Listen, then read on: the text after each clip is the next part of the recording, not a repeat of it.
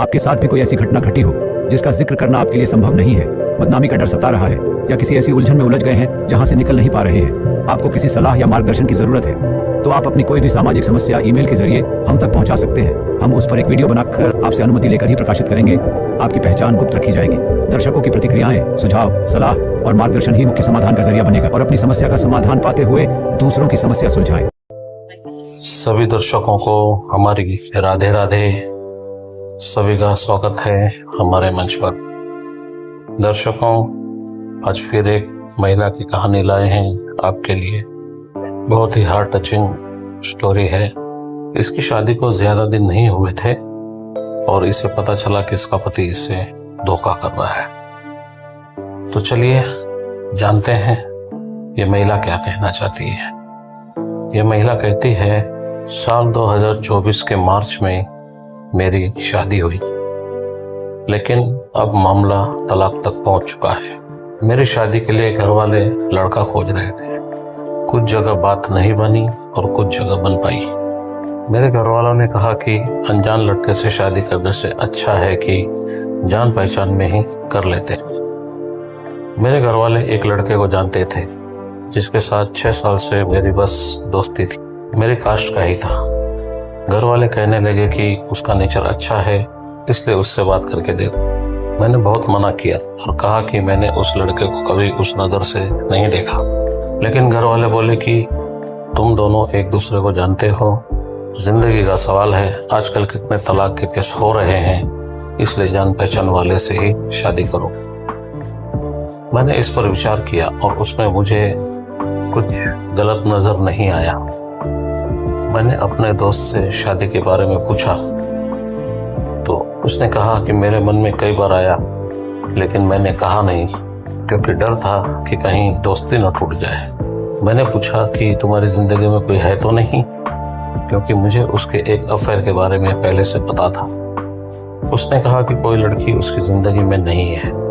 इसके बाद हम दोनों आपस में बात करने लगे और मार्च 2024 को हमारी शादी हो गई। जब मैं उसके घर गई तो देखा कि वो रोज दूसरे कमरे में फोन रख कर आता था।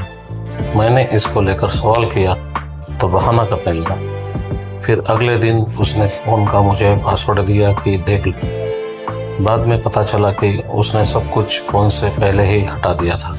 मार्च में हम दोनों एक ट्रिप पर गए।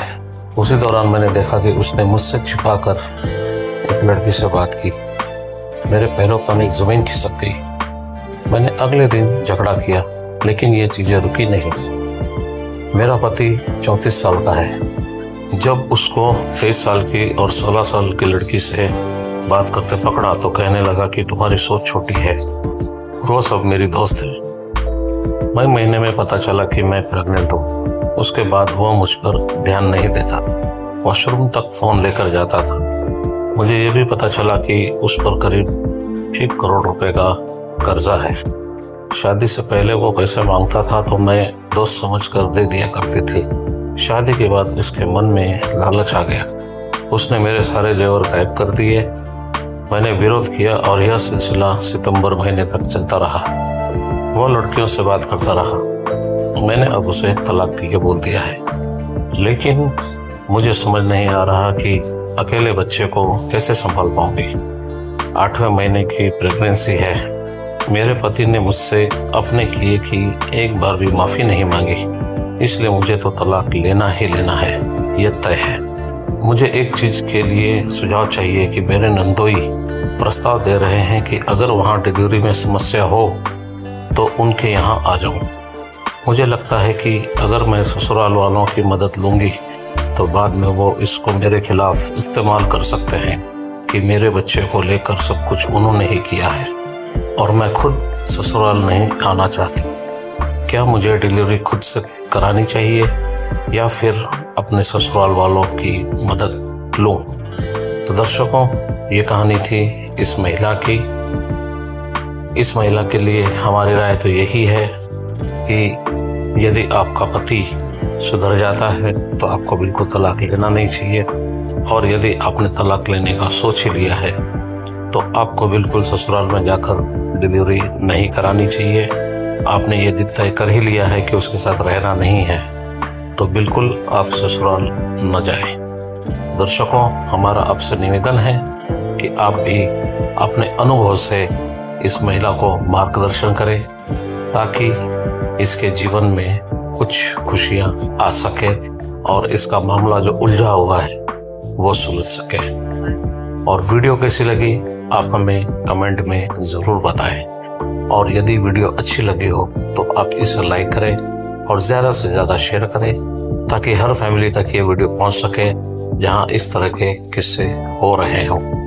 चैनल अच्छा लगा हो तो आप चैनल को सब्सक्राइब करें, बेल आइकन दबाना बिल्कुल ना भूलें ताकि आने वाली नई वीडियो की नोटिफिकेशन आपको सही समय पर मिल सके। तो दर्शकों, आज के लिए बस इतना ही। मिलते हैं नई वीडियो में नई कहानी के साथ।